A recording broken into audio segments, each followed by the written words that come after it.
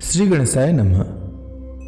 आज के दिन चौथ माता की पूजा अवश्य करनी चाहिए, साथ ही व्रत भी रखनी चाहिए और उनकी व्रत कथा भी सुननी चाहिए। इससे हर मनोकामना पूर्ण होती है और हर प्रकार के संकटों का नाश होता है। तो आइए सुनते हैं चौथ माता की कथा। एक नगर में एक सेठ सेठानी रहते थे। उनके एक बेटा व बहू थे। बहू बर्तन साफ कर पानी डालने नीचे जाती तो पड़ोसन पूछती, आज खाने में क्या खाया? तो वह कहती, बासी कुसी तरबासी। एक दिन जब वह बर्तन साफ कर पानी फेंकने गई तो प्रतिदिन की तरह पड़ोसन ने पूछा, आज खाने में क्या खाया? तो उसने प्रतिदिन की तरह उत्तर दिया, बासी कुसी तरबासी। उस दिन सेठ के बेटे ने उसकी बात सुन ली और मन ही मन सोचने लगा, अभी तो यह गर्मा गर्म भोजन करके आई है, फिर ये पड़ोसन को बासी क्यों बता रही है। दूसरे दिन उसने अपनी माँ से कहकर खीर खांड का भोजन बनवाया। माँ, बेटा और बहू ने साथ बैठकर प्रसन्नता से भोजन किया। बहू बर्तन साफ कर पानी डालने नीचे गई तो पीछे पीछे उसका पति भी गया। आज भी हमेशा की तरह पड़ोसन ने पूछा, आज खाने में क्या खाया? तो उसने प्रतिदिन वाला उत्तर दिया, बासी कुसी तरबासी। उसके पति को बहुत गुस्सा आया। रात्रि होने का इंतजार करने लगा। जब रात्रि में पत्नी कमरे में आई तो हाथ पकड़कर बोला, मेरे सामने खीर खांड के भोजन करके आई है, फिर पड़ोसन को बासी भोजन क्यों बताया? तब वह मुस्कुराकर बोली कि यह आपके पूर्वजों की कमाई है। यह धन ना आपने कमाया न आपके पिताजी ने, तो हुई न बासी। यह सुनकर उसने परदेश जाने का विचार कर सुबह उठकर माँ से बोला, माँ, मैं कमाने के लिए परदेश जाऊंगा। माँ ने कहा, अपने पास बहुत धन है, तुझे परदेश जाने की कोई आवश्यकता नहीं है। लेकिन वह नहीं माना और माँ की आज्ञा लेकर वह कमाने के लिए परदेश चला गया। वहाँ उसको एक सेठ के यहाँ नौकरी मिल गई। कुछ समय में ही उसने सारा कामकाज संभाल लिया और सेठ का विश्वास पात्र बन गया। सेठ अपना सारा कारोबार उसे सौंपकर तीर्थ यात्रा पर चला गया। इधर सास ने बहू से कह रखा था कि परिंदे का पानी और चूल्हे की आग कभी बुझने मत देना, परंतु एक दिन चूल्हे की आग बुझ गई। बहू पड़ोसन के घर अग्नि लेने गई। उसने देखा कि पड़ोस की औरतें चौथ माता की पूजा कर रही थीं। उसने पूछा, आप यह किस माता का पूजन कर रही हैं और इस पूजा को करने से क्या फल मिलता है? तब पड़ोसन ने कहा, यह चौथ माता का व्रत है। इस व्रत को करने से स्त्रियों को अखंड सौभाग्य, उत्तम रूप, सुख और गुणवान संतान तथा बिछड़े का मिलन होता है। तब उसने बताया, मेरे पति परदेश गए हैं, मैं भी चौथ माता का व्रत करना चाहती हूँ, पर मेरी सास मुझे घर से बाहर नहीं आने देती हैं, तो मुझे कैसे मालूम चलेगा कि चौथ का व्रत कब आया? तब पड़ोसन ने कहा, बहू, तुम रोजाना एक डिबिया में एक दाना गेहूं रखते जाना।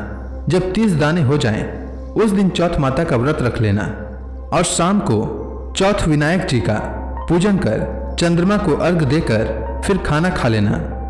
साहूकार की बहू को पड़ोसन के कहे अनुसार व्रत करते हुए बहुत समय बीत गए। चौथ माता ने सोचा कि यदि इसकी नहीं सुनी तो मुझे मानेगा कौन। तब चौथ माता ने साहूकार के बेटे को स्वप्न में जाकर कहा कि साहू का बेटा सो रहा है या जाग रहा है। तो उसने कहा, ना सो रहा हूँ और ना जाग रहा हूँ, चिंता में हूँ। इस पर चौथ माता ने कहा, चिंता छोड़ और घर जाकर तेरे परिवार को संभाल।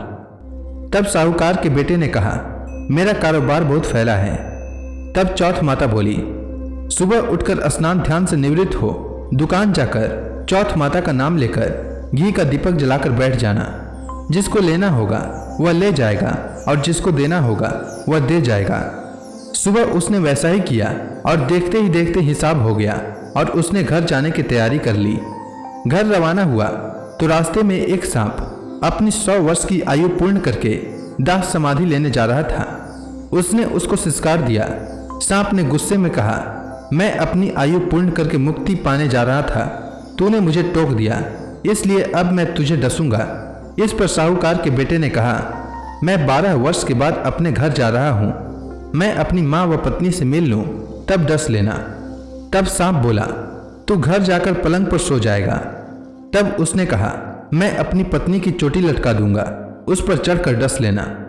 घर पहुंचा तो वह उदास था। बेटा कुछ बोला नहीं, लेकिन उसकी पत्नी होशियार थी। सब बात पता करके उसके कमरे की एक सीढ़ी पर दूध, दूसरी पर चूरमा, तीसरी पर बालू रेत, इत्र और फूल आदि रखकर चौथ माता से प्रार्थना की, हे चौथ माता, मेरे पति के प्राणों की रक्षा करना। अर्धरात्रि में सांप आया और दूध पिया, चूरमे व बालू मिट्टी में किलोले करा, फिर बोला, साहूकार के बेटे की बहू, सुख तो बहुत दिया पर वचनों का बंधा हूं, डसूंगा तो जरूर। तब चौथ बिंदायक जी ने सोचा, इसकी रक्षा तो करनी चाहिए। तब चौथ माता तलवार बनी और बिंदायक जी ढाल बने और सांप के टुकड़े हो गए। सांप की पूंछ का टुकड़ा उसकी जुत्ती में जाकर गिर गया। सांप ने सोचा, डसूंगा तो जरूर। तब उसकी पत्नी रोज कीड़ी को आटा डालती थी। तब सब कीड़ियों ने मिलकर उसकी पूंछ को खोखला कर दिया। साहूकार के बेटे को नींद नहीं आ रही थी। वह अपनी पत्नी के साथ चौपड़ पासा खेलने लगा। सुबह देर तक जब बेटे बहू नहीं उठे तो साहूकारनी जगाने गई तो सीढ़ियों पर खून ही खून देखकर जोर जोर से रोने लगी कि मेरा बेटा बहू को किसी ने मार दिया। रोने की आवाज़ सुनकर बेटा बहू उठे और बेटे ने कहा, माँ, हमारा दुश्मन मरा है, यहाँ सफाई करवाओ, तब हम बाहर आएंगे। माँ ने वहाँ सफाई करवाई। बेटा बहू नीचे आए। बेटे ने पूछा, मेरे पीछे किसी ने कोई धर्म पुण्य किया क्या? तो बहू ने हामी भरी। तब सास बोली, तू 4 समय खाना खाती थी, तूने क्या धर्म किया? तब बहू बोली, मैं चौथ बिंदायक जी का व्रत करती थी। एक समय का खाना पानी वाली को देती, दूसरी बार का गाय के बछड़े को, तीसरी बार का जमीन में गाड़ देती और चौथी बार का चांद को अर्घ देकर स्वयं खा लेती। मैंने बनिए की दुकान से पूजा का सामान मंगवाया, उसका हिसाब कर देना। सास ने पानी वाली से पूछा तो उसने कहा, महीने की हर चौथ को मुझे खाना देती थी। बछड़े के मुंह से फूल गिरने लगे।